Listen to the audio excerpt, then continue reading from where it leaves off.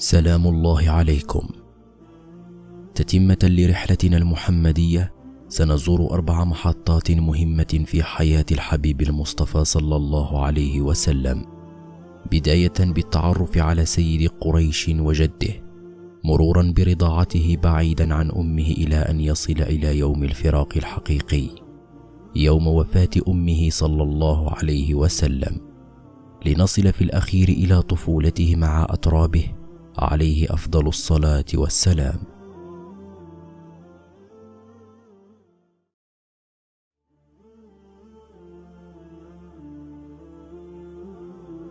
كان عبد المطلب سيد قريش وأعظمهم قدرا، وكانت له مكانة لم تتهيأ لأحد من قبيلته، فأحبه قومه وعظم شأنه فيهم، فكان سيد قريش والمقدم فيها، وكانت لعبد المطلب السقاية والرفادة في مكة. ولما مات عبد المطلب آلت السقاية لأبي طالب ثم لأخيه العباس، وكان عبد الله أصغر أولاد عبد المطلب، شب وترعرع وبلغ مبلغ الرجال، فأراد أبوه عبد المطلب أن يزوجه، فاختار له آمنة بنت وهب. كان عبد الله تاجرا يغدو بتجارته إلى الشام، وكان من أمره أن خرج آخر مرة إلى الشام، وكانت زوجته آمنة حاملا، وحين عودته إلى مكة نزل في المدينة عند أخواله من بني النجار، وتوفي فيها، فولد صلى الله عليه وسلم يتيما. كانت أمه صلى الله عليه وسلم آمنة بنت وهب سيدي بني زهرة، وكانت من أشراف قومها.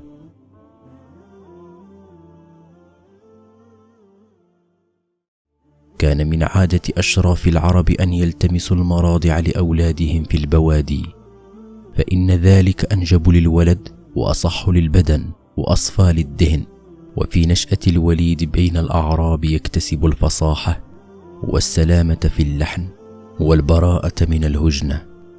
تغيرت أحوال المرضعة حليمة السعدية، وتبدلت حياتها، فأرضها الجدباء أضحت خضراء ممرعة، وشياهها الجياع غدت من أكثر الشياه لبنا. وكان قومها يقولون لرعيانهم: اسرحوا حيث تسرح شياه حليمة، فكانت تروح أغنامهم جياعا وتروح شياه حليمة شبعا، تفيض ضروعها لبنا. وما زال الخير يزداد يوما بعد يوم، والبركة تعم حتى مضت 2 سنين، فكملت مدة الرضاعة، وآن للرضيع أن يعود إلى أمه.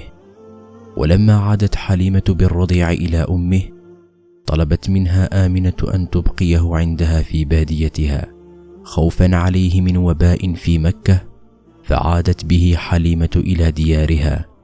وكانت حليمة تأتي بالرضيع الذي جاوز 2 عام إلى أمه كل 6 أشهر، ثم ترجع به إلى باديتها في ديار بني سعد، وكانت حريصة على بقائه عندها لما رأت فيه من الخير والبركة.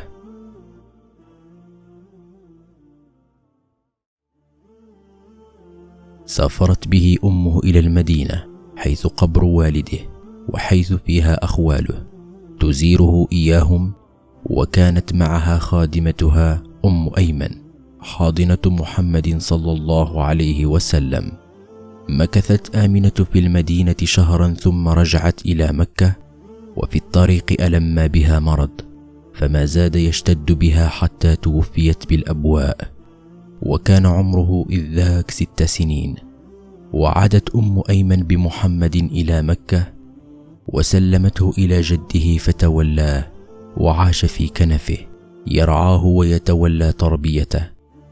لقد كانت أم أيمن بركة الحبشية حاضنته ومربيته بعد موت أمه، وكان يقول لها: أنت أمي بعد أمي.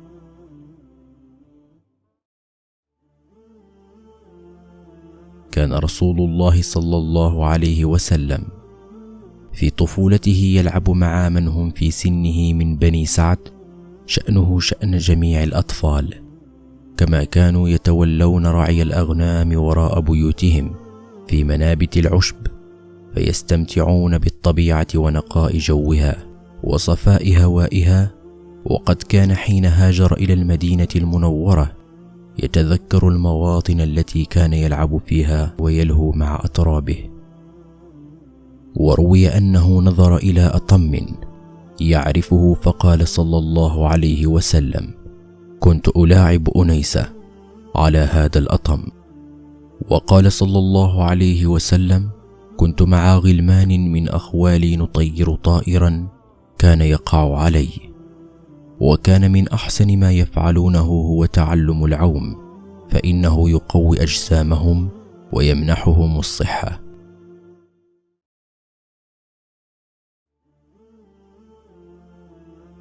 حفظ الله سبحانه محمدا صلى الله عليه وسلم في صغره من أمور الجاهلية وعصمه منها، فلم يأت بشيء محرم مما كان يفعله أقرانه. قال صلى الله عليه وسلم: رأيتني في صغري في غلمان من قريش ننقل حجارة لبعض ما يلعب به الغلمان، كلنا قد تعرى وأخذ إيزاره فجعله على رقبته يحمل عليه الحجارة، فإني لأقبل معهم وأدبر، إذ لكمني لاكم ما أراه لكمة وجيعة. ثم قال: شد عليك إيزارك. قال: فأخذته وشددته علي، ثم جعلت أحمل الحجارة على رقبتي وإيزاري علي.